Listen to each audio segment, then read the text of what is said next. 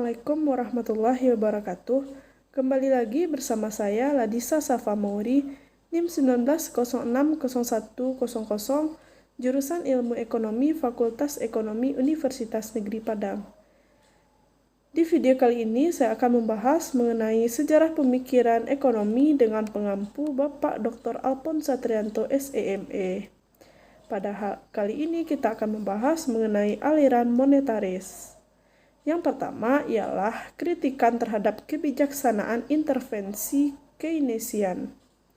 Ada beberapa pandangan Keynes yang tidak disukai pakar-pakar ekonomi, antara lain tentang perlunya campur tangan pemerintah dalam mengarahkan dan membimbing perekonomian pada arah yang diinginkan. Kritik paling vokal didapat dari pakar ekonomi neoklasik, yang juga terbagi dalam dua golongan. Pertama, golongan tua, yaitu Menger, Friedrich August von Hayek, dan Ludwig von Mises, Wilhelm Röpke, Lionel Robbins. Mereka semua mencela kebijaksanaan campur tangan pemerintah Keynes sama kerasnya dengan celaan mereka terhadap paham sosialisme. Celaan paling keras datang dari kelompok libertarian. Mereka menempatkan kebebasan individu di atas segala-galanya. Mereka pun melihat bahwa intervensi pemerintah dalam bentuk apapun sebagai ancaman dari kebebasan individu. Dari golongan muda, yaitu Milton Friedman melihat peran pemerintah dalam batas-batas tertentu masih diperlukan untuk menciptakan suatu perekonomian di mana pasar bebas dapat berfungsi lebih efektif. Walaupun sedikit campur tangan pemerintah diperlukan, Friedman tidak menyukai terlalu banyak kebijaksanaan, karena terlalu banyak kebijaksanaan justru bisa menimbulkan berbagai kerugian. Untuk menjelaskan argumentasi Friedman, dia pun memberikan contoh tentang kebijaksanaan upah minimum. Yang kedua ialah pokok-pokok pikiran aliran monetaris. Ketidakberhasilan ajaran Keynes dalam memecahkan masalah-masalah yang dihadapi melahirkan suatu ajaran baru yang disebut aliran monetaris, yang mengutamakan kebijaksanaan moneter dalam mengatur kemelut ekonomi waktu itu. Istilah ini pertama kali digunakan oleh Karl Barnes. Penekanan pokok pandangan monetaris terletak pada stok uang. Perubahan dalam jumlah uang beredar sangat besar pengaruhnya terhadap tingkat inflasi dalam jangka panjang. Yang kedua yaitu perilaku GNP real dalam jangka panjang. Ketidakstabilan dalam pertumbuhan akan tercermin dalam berbagai aktivitas ekonomi. Dari hasil studi historisnya, ia menyimpulkan bahwa secara umum laju pertumbuhan uang yang tinggi akan menyebabkan terjadinya boms dan inflasi.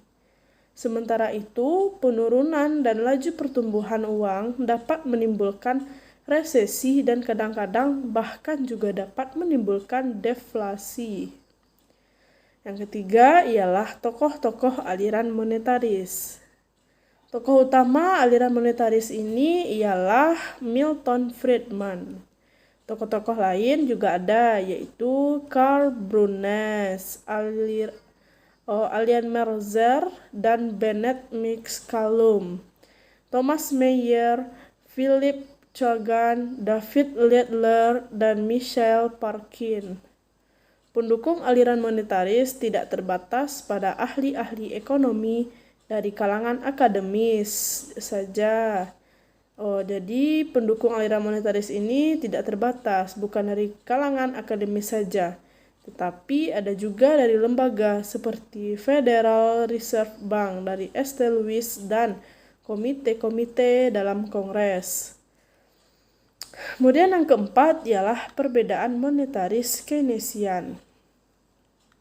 Dalam melihat perekonomian secara agregat, kubu Keynesian percaya bahwa perekonomian cenderung berada dalam posisi keseimbangan tingkat output yang rendah. Ini terjadi karena pengeluaran agregat cenderung lebih kecil dari penerimaan agregat. Selain itu, juga disebabkan pula oleh kurang ampuhnya mekanisme pasar dalam melakukan penyesuaian-penyesuaian yang diperlukan, terutama tingkat harga dan tingkat upah. Hal ini bisa terjadi karena adanya kekuatan-kekuatan serikat buruh dan praktik-praktik oligopolistik dan pihak-pihak perusahaan. Kubu monetaris mengkritik bahwa ada kekuatan-kekuatan pasar yang tidak diikutkan dalam model yang dikembangkan kubu Keynesian. Dua kekuatan tersebut yang menyatukan turunnya suku bunga akan mendorong investasi dan turunnya tingkat harga akan mendorong konsumsi melalui apa yang disebut dengan Pigou Effect. Bagi kubu monetaris, perekonomian cenderung berada dalam posisi keseimbangan dan sumber daya yang diperlukan itu penuh. Menurut kubu Keynesian, fluktuasi ekonomi terjadi karena terjadinya perubahan dalam faktor-faktor yang menentukan pendapatan nasional, seperti pengeluaran pemerintah, investasi, dan konsumsi masyarakat. Sedangkan menurut kubu monetaris, fluktuasi ekonomi terjadi secara karena terjadinya pelanjakan dalam jumlah uang yang beredar yang disebabkan oleh adanya kebijaksanaan yang bersifat ekspansif dari pemerintah. Kaum Keynesian juga percaya bahwa memang ada kaitan yang sangat erat antara jumlah uang yang beredar dengan fluktuasi ekonomi. Akan tetapi bagi mereka bukan keadaan moneter yang memengaruhi jumlah uang fluktuasi, melainkan fluktuasi ekonomi yang mempengaruhi jumlah uang yang beredar. Jadi, fluktuasi ekonomi inilah yang memengaruhi jumlah uang yang beredar, yang menurut yang dipercayai oleh kaum Keynesian. Bagi kubu Keynesian, fluktuasi terjadi karena berubahnya faktor-faktor yang mempengaruhi pengeluaran agregat. Kubu monetaris paling tidak suka dengan penggunaan kebijaksanaan fiskal untuk menstabilkan perekonomian. Alasannya sangat sulit mengimbangi setiap ayunan siklus ekonomi karena adanya faktor waktu atau lag. Kubu Keynesian juga tidak melihat konflik antara kebijaksanaan fiskal dan moneter. Keduanya dianggap sebagai komplement.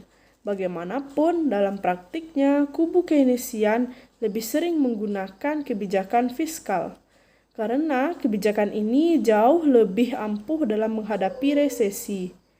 Kubu monetaris juga menganggap inflasi terjadi karena jumlah uang yang beredar terlalu banyak di masyarakat. Jika uang beredar tambah banyak, maka harga-harga akan naik. Kaum monetaris lebih suka menggunakan kebijakan moneter karena dampaknya lebih jelas daripada kebijaksanaan fiskal atau kebijakan fiskal.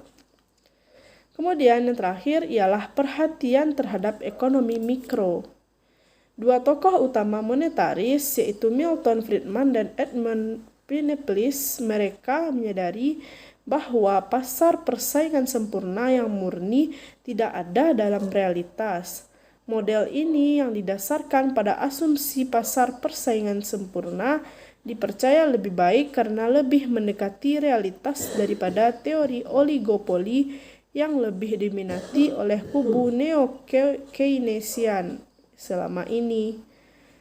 Argumen Friedman untuk menyokong ajaran klasik tersebut adalah bahwa benefit yang diterima dari kebijaksanaan laissez-faire jauh lebih besar dari benefit yang diterima lewat terlalu banyaknya campur tangan dari pemerintah atau yang disebut dengan intervensi dari pemerintah ini.